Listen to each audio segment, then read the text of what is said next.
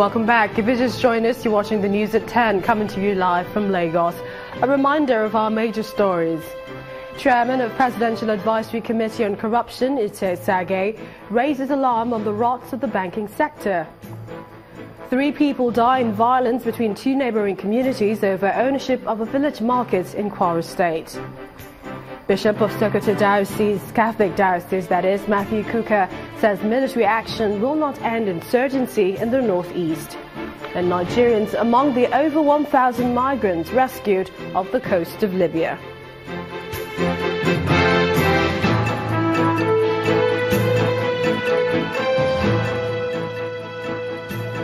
For more not top stories and others, please visit our website, channelstv.com and youtube.com/channelsweb.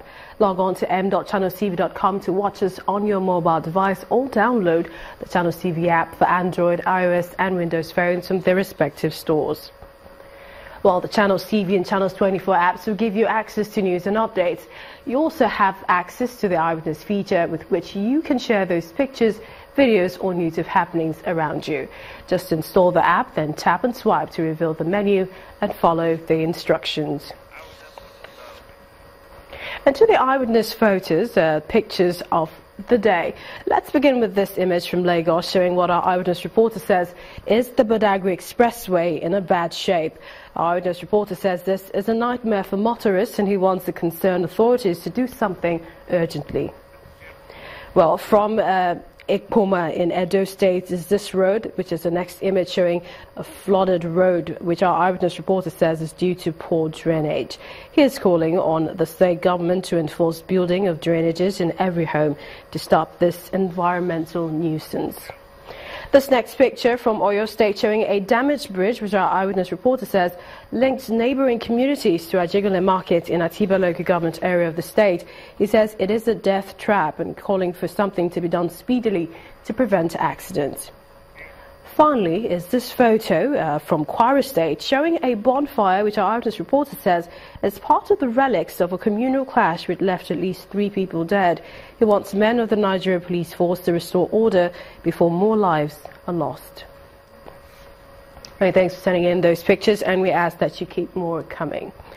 The Nigerian police seems to be making progress in its determination to curbing crime nationwide and across borders. A new report in the Office of the Inspector General of Police shows that the police is now empowered to intervene directly in areas of kidnapping, herdsmen attack within the country and border areas. It's a gathering of senior police officers led by the Inspector General of Police. Greetings of the chairman. They are gathered here to witness the submission of the report of the National Security Summit held in May. The chairman of the committee which distilled the report, Deputy Inspector General Hyacinth Dangala, presented a summary of the report. The government and international organizations should collaborate to implement strategies aimed at adherence to the provisions of international instruments in checking trans-border criminalities, the effective implementation of the protocols of integration to enhance food sufficiency, national security, sustainable peace, democracy and development remains essential. Receiving the report, the Inspector General of Police promised that the report will be distributed to the relevant arms of government, even as he added his voice to the call for the unity of the country. I want this report to be forwarded to all the major stakeholders of this country, from the federal government, leadership, that's the executive arms of government. I think it's very, very important for them to have a picture so they can know what we have contributed, because most of these recommendations you made are very, very key, for us to address this issue of herdsmen, cattlemen issues. Most of the communities along this route have been staying together for ages, so we are not new to each other. So by the time we have this spirit of give and take the survival of this country, the unity of this country, and with this issue of give and take, people should know that we are here in this earth, that's in this geography, Nigeria, together. And we have to understand each other, we have to tolerate each other for the sake and purpose of security. Several security reports have been prepared and submitted in the past. Whether this one will be acted upon remains to be seen.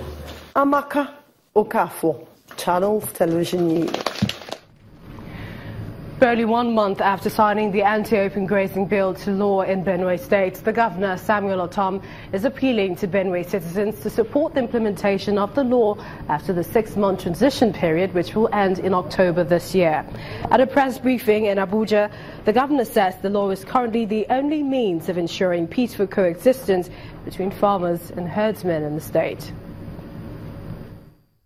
Facing the reality of what is on ground. So the law has come to stay. I appreciate Nigerians who came out from all over the country supporting this bill, this law, and the Benue people, they have unanimously endorsed the law. And I have given a transition period to allow people ranch their cattle between now and November. I expect that those who want to stay in Benue State to rear their cattle, they must ranch. If you don't ranch, the law will catch up with you. We are going to come hard on the people because my government believes in the rule of law. For anyone, like I said, who is not prepared to obey the law, we find a way out of Benue. Like I keep saying, this law is our initiative to ensure peace for everyone that is living in Benue State. But if you have any superior policy or program that can restore peace for farmers and herdsmen, bring it forward. We are committed to ensuring that we provide the enabling environment for our farmers. Herdsmen rearing cattle through open grazing has been a challenge.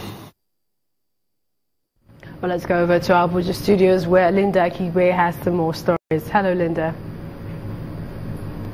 Hello, Millicent. We begin with the judiciary.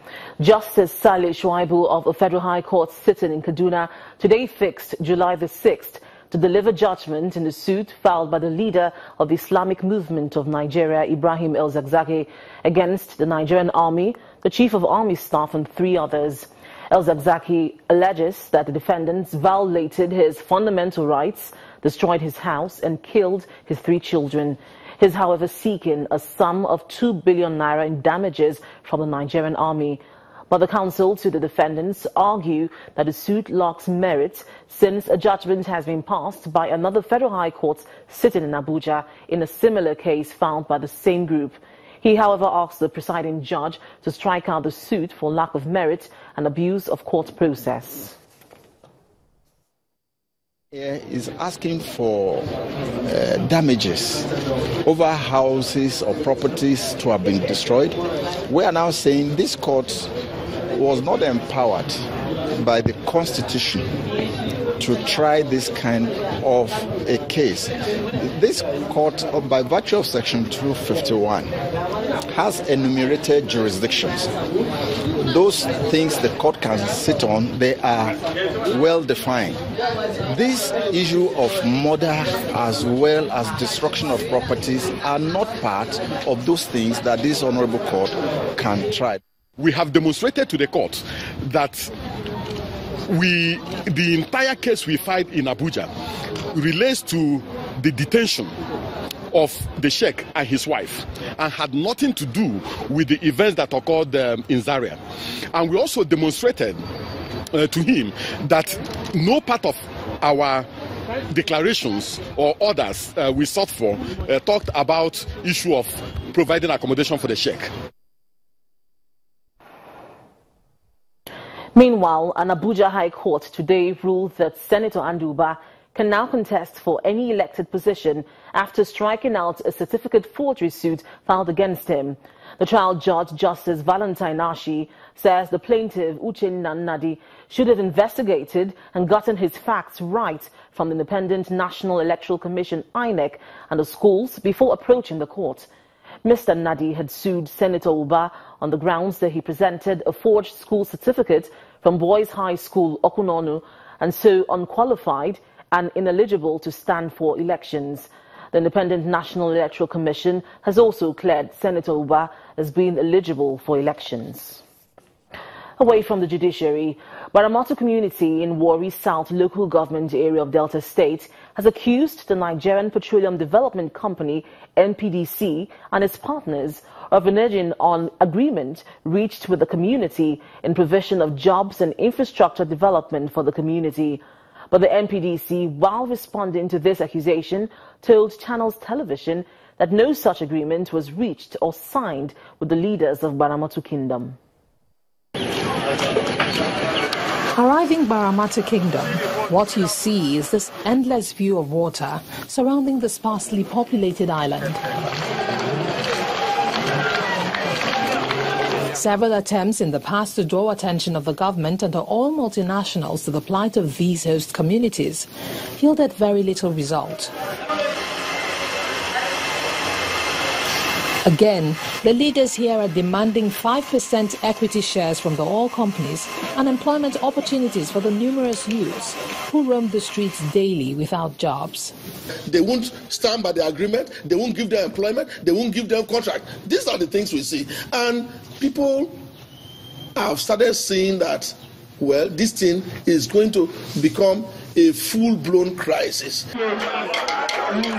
Baramatu Kingdom is principally a fishing community, but the water here is polluted due to the activities of the oil multinational companies, and the community leaders claim they had an agreement with the oil companies to look after the environment.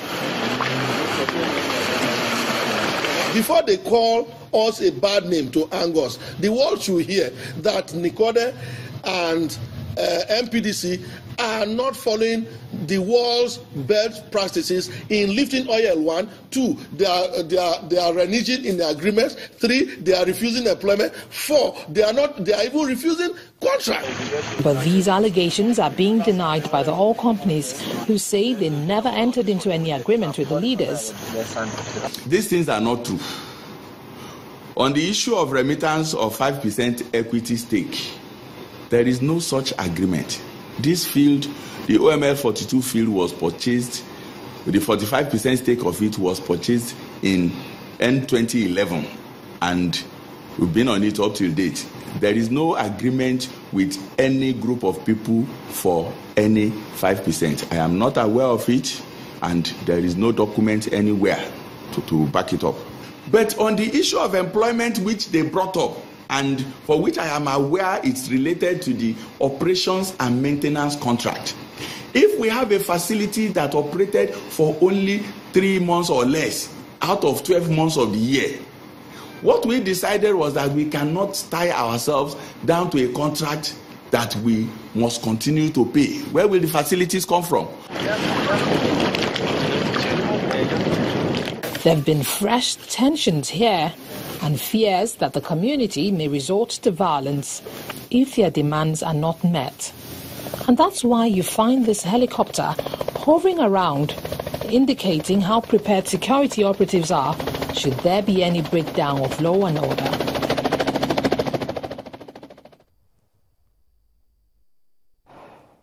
When News at 10 returns, Crown Estate in Abuja launched as Peugeot and Metropolitan Motors forge ahead with new model cars. That's up ahead. Don't go away.